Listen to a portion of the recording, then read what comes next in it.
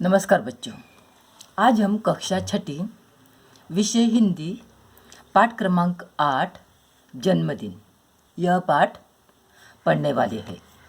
जन्मदिन पाठ के लेखक है प्रेम स्वरूप श्रीवास्तव। उनका जन्म 11 मार्च 1929 में जौनपुर खरौना में हुआ था। उनकी रचनाएं हैं विविध बाल कहानियाँ, बाल नाटक, लेख, रूपक आदि। उनका परिचय आप पिछले 6 दशकों से साहित्य सृजन से संलग्न है। प्रस्तुत कहानी में पानी के महत्व को बताकर उनकी बचत की ओर ध्यान आकर्षित किया है। अभी यहाँ देखते यहाँ क्या दिया है। मैं कौन हूँ। सूचना, निर्देश, आदेश, अनुरोध, विनती के वाक्य विराम चिन्ह सहित पढ़ो और समझो। यहाँ कुछ वाक्य दिए हैं।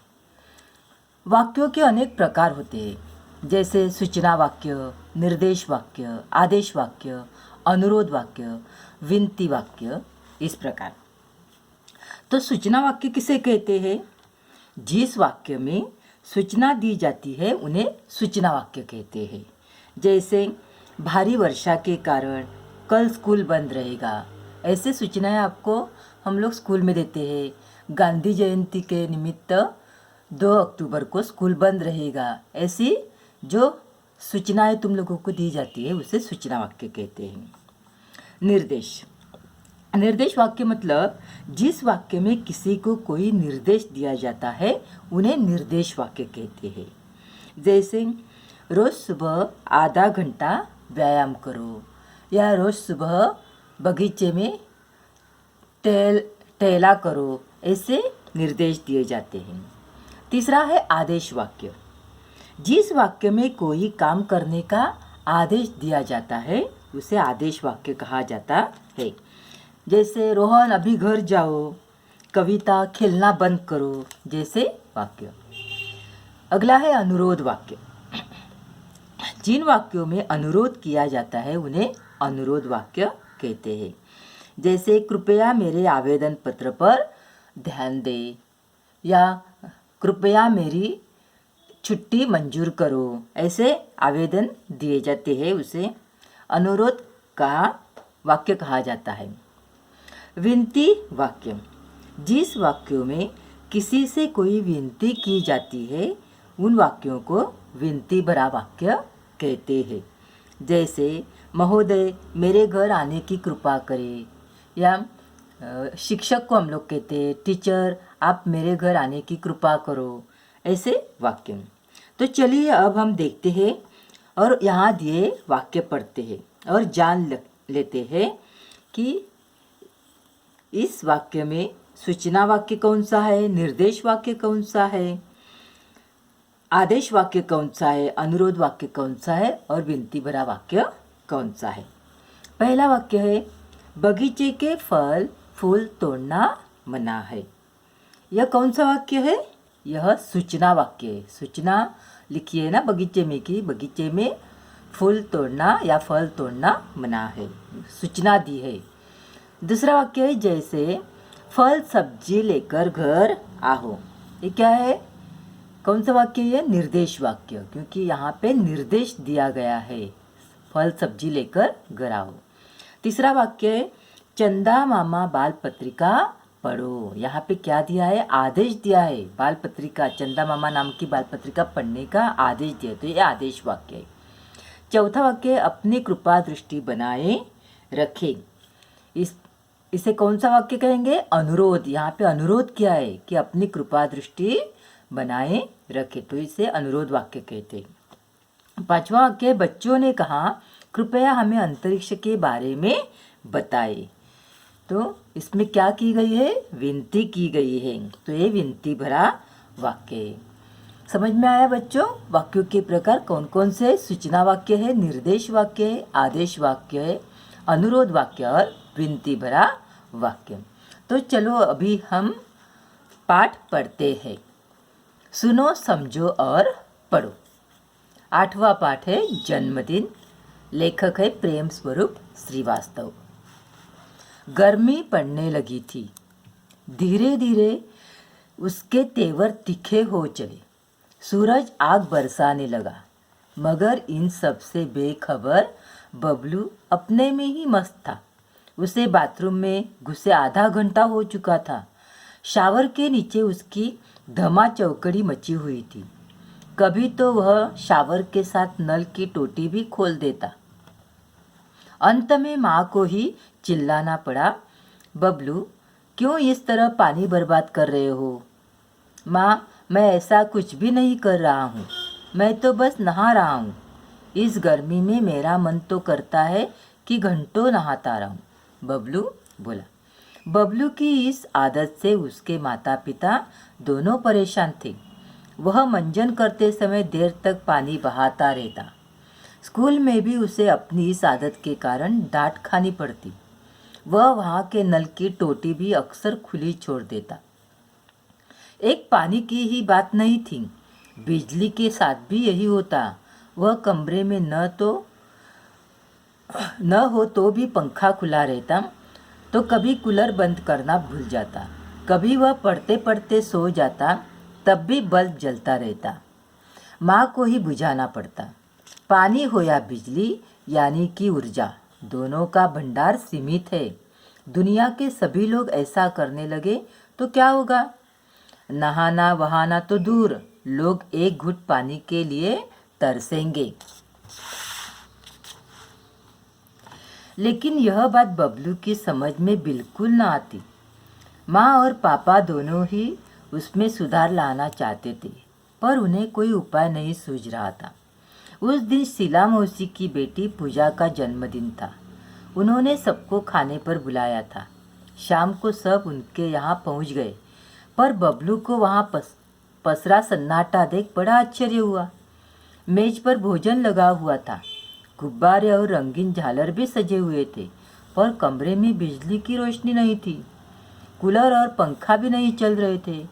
केवल दो एक मोमबत्तियों का धीमा प्रकाश फैला हुआ था। सब गर्मी से परेशान नजर आ रहे थे। शीला मौसी ने बताया, गर्मी बढ़ जाने से बाहर तमाम जगहों पर बिजली का भार बढ़ गया है, इसलिए कंपनी ने अपने यहाँ भी आज से कटौती शुरू कर दी है। आज कॉलोनी में इस ब्लॉक में कटौती हुई है, फिर बारी बारी दूसरे ब्लॉकों में कटौती करेंगे। इससे क्या, हम पूजा का जन्मदिन तो हंसी खुशी से मनाएंगे ही। फिर पूजा की माँ ने आरती उतारी और मिठाइयाँ बांटी।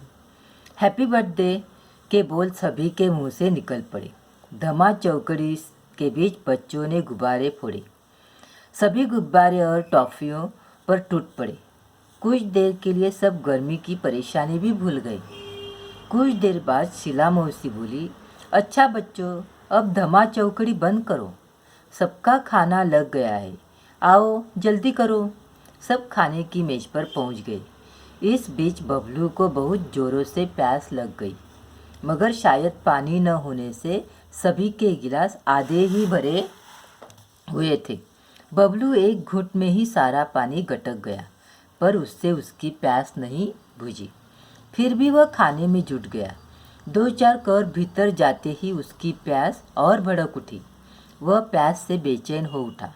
गर्मी अलग परेशान कर रही थी। वह पानी पानी चिल्लाने लगा, लेकिन पानी का जग खाली पड़ा था। शीला मौसी मुंह बनाकर बोली, क्या बताऊँ बेटे, इस ब्लॉक की पानी की टंकी की सफाई हो रही है। कोई बात नहीं बच्चों, अच्छा बुरा तो होता ही रहता है, तुम लोग खाना खाओ। अड़ोस पड़ोस में देखते हैं, कहीं ना कहीं से पानी तो मिल ही जाएगा। लेकिन इस आश्वासन से बबलू को कोई राहत नहीं मिली। प्यास से उसका गला सूखा जा रहा था।